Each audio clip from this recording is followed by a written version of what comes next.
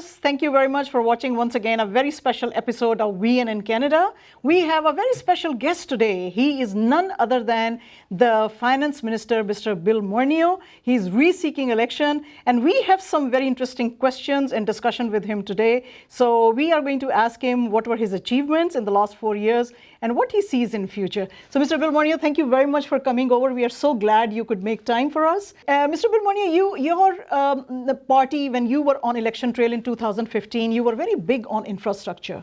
However, I don't know what's going on in the rest of the country, but in Brampton, we haven't seen any new highway. A university was coming, that was also cancelled. Then the roads are still in a pretty bad condition. Schools need renovations. So what infrastructure projects have been taken over in the last 4 years? Have any one of them been completed, and how beneficial they were for the community? Well, first of all, I'm really happy to be on your show. It's great to be here. And obviously, it's nice for me to have the opportunity to talk about what our government's done over the last 4 years, as well as what we're trying to achieve. Yeah. The starting point, and it's a good starting point, is what were we setting out to achieve at the beginning in 2015? And you correctly point out infrastructure is one of the key things we wanted to focus on. We also wanted to make sure that families felt more optimistic, that they had more money to raise their families. So maybe I can talk about those two things. Infrastructure, what did we do? We set out a plan that was twice as large as the Stephen Harper government's. We've moved forward in putting together approaches for each province. So we had to negotiate with the provinces to get to infrastructure agreements. And that has been an important challenge. What it means, though, is that once we get to agreement with the provinces and the municipalities, then we can move forward on projects. You saw a very good example yesterday where finally, after much discussion, the City of Toronto came out and said, yes, they're going to move forward on their plan for infrastructure. And that was after we had already put the funding in. Finally, the Doug Ford government agreed. So there is a challenge, yes, in getting the Ford government to agree to move forward on projects. The funding is there from the federal government, and that's what we want to do. Across the country, there are 4,800 infrastructure projects that are moving forward. So a very large number. And we would like to be doing work in Brampton, and that's really very much about working together with the Brampton municipality, but also with the province. Now on the family front, I think it's really important to know that we put in place the Canada Child Benefit, which has advantaged so many families. It means that people, on average, the average family of 4 has $2,000 more in their pocket today than they had in 2015. It means that we've raised, almost a million people out of poverty. So more than 900,000 people out of poverty, which is a huge change over 4 years. But there's more work to be done, and that's why in our platform we're talking about how we can continue to ensure that families are confident, raising the Canada Child Benefit, helping students with additional grants in college and university, giving more money for seniors at age 75 and over. So a number of things that we're going to do that's going to make a continued positive impact on people's lives. Okay. Mr. Trudeau keeps on mentioning about Mr. Doug Ford, and now you have just also mentioned Doug Ford. It seems as if the Liberal government is really obsessed by Mr. Doug Ford. Why is that? Well, we know that what happened with Doug Ford's government is they came in and they said they were going to make cuts, and they didn't tell us where those cuts were going to be, and then we found out later. And so the citizens in Ontario found out that if you were in a situation where you were a senior and you were traveling, all of a sudden your health care coverage was cut when you went outside the country. It was not told in advance. Now what's happening is Andrew Scheer and the Conservatives have taken the same approach. Yeah. They have said that they're going to make $53 billion in cuts. It's on page 94 of their campaign platform.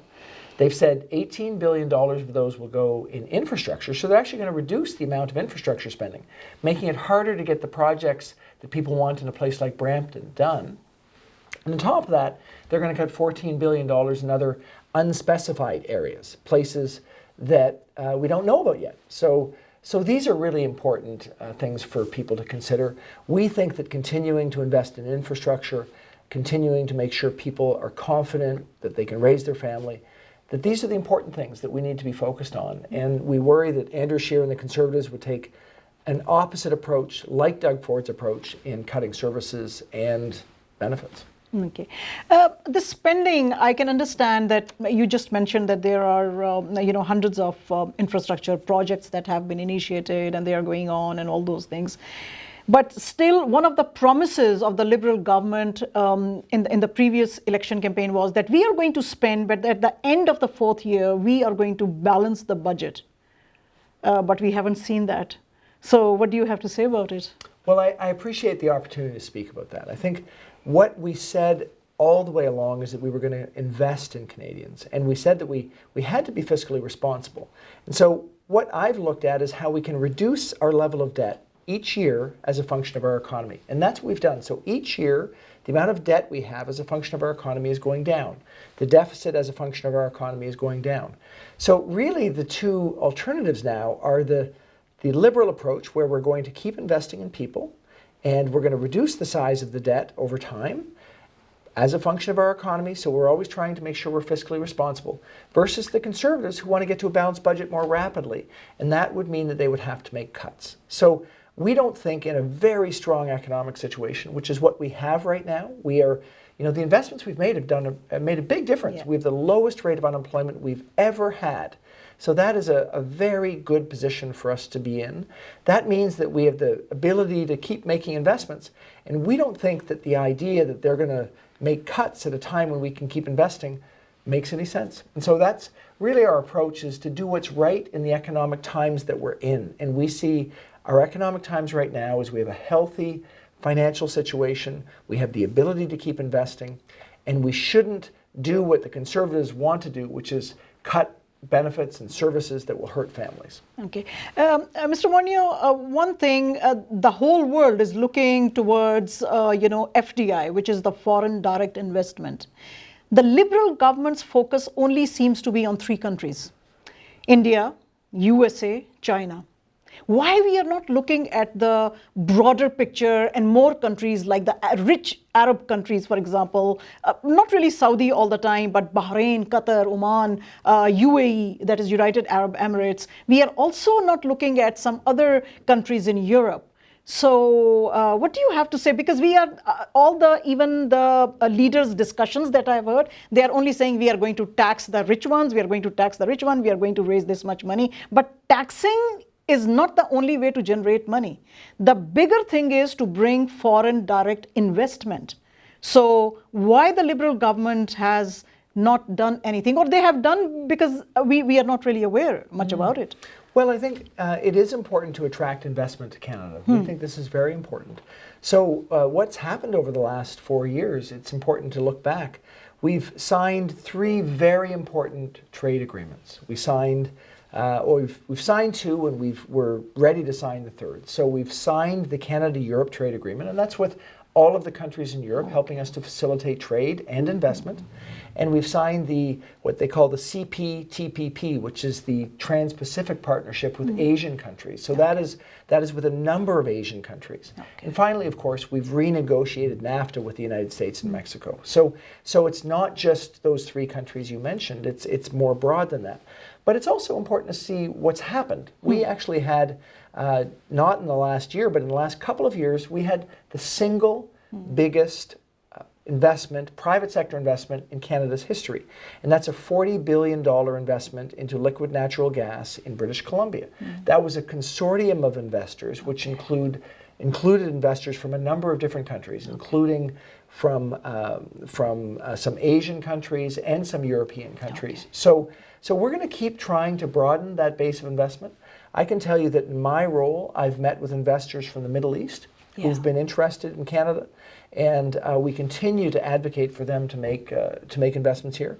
And as well, there are Canadian investors that are investing abroad that we're trying to make sure that goes 2 ways, because of course that's a good way to help people come back to Canada if we're investing in their country as well. So we have made big progress over the last 4 years, but we need to keep on it. Okay. You said that Canadians have made investments abroad. So this brings to my mind a connecting question. Why are we investing in China? Our relations with China are not so good. They have kept our people. They are going to give them some harsh punishments. So why China? Why are we investing there? Well, I think that if you're asking whether the individual companies versus the country is investing, I mean, individual companies will take their own decision based on their business opportunities. So we're going to try and help people to make investments in parts of the world that make sense. From the Canadian government standpoint, we're in a tough moment with China. I agree with you. We are trying to work hard because we have 2 Canadian citizens in jail in China, and we don't think that that's right. So we are trying to advocate for them moving out. We're trying to improve relationships, but right now it's not a time where we are able to get through this impasse. So we're going to have to keep working on that. It's a difficult relationship at the moment that needs to be improved. Okay. When your government came, you also introduced a stress test. So this stress test for the new property buyers is becoming too much. If your government is re-elected, would you be looking at removing that stress test? Well, it's important just so your viewers know what this is. We saw that home prices were going up too fast. So it meant for people trying to get into a home that it was getting out of reach. Okay. And we saw that with the prices going up, it made it vulnerable so that we could have an unstable market, which could actually cause even greater problems. Okay. So we had to put in place some mechanisms to make sure that home prices were more stable. And so one of them was this stress test, which means people have to show that they can cover the mortgage if interest rates go up. Yeah. So I think your question, though, is a good one. Well, what would we do if we come back into office? Well, the change now is that interest rates aren't going up so fast. When we put those into place, interest rates were going up. Now they're more stable. So the world's interest rates have largely gone down. So that will allow us to rethink those stress tests to make sure that they're appropriate for the market as it stands today. And we want to make sure that first-time home buyers, any people, can get into a new home. That's why we've put in place a first-time home buyers initiative that will help people to reduce their mortgage by 5 or 10% if they're in a brand new home. We think that's important. So how strong are your chances of winning again? And if you win, will you be the finance minister once again? Well, let me say that we are going to continue presenting our approach to Canadians right till the last moment. We believe that we've got a way to deal with the challenges that people face in making sure they're financially successful. We've promised, and we're going to continue to do the things we've already done. Increase the Canada Child Benefit, help seniors to be more successful, higher grants for students. We're going to put more money into healthcare. We're going to find a way to have universal pharmacare. So these things are all very important. I think Canadians will vote for us. I'm confident in my riding in Toronto Centre that people will come out and vote for me and vote for the Liberal Party. And then the decision on whether I'm finance minister or not, that's up to the Prime Minister. So he will have to take that decision in his estimation of what's best for the country. But I would be pleased to serve. Thank you very much, Mr. Bill Morneau. It was an absolute pleasure Thank you. talking to you. Thanks very much. Thank you.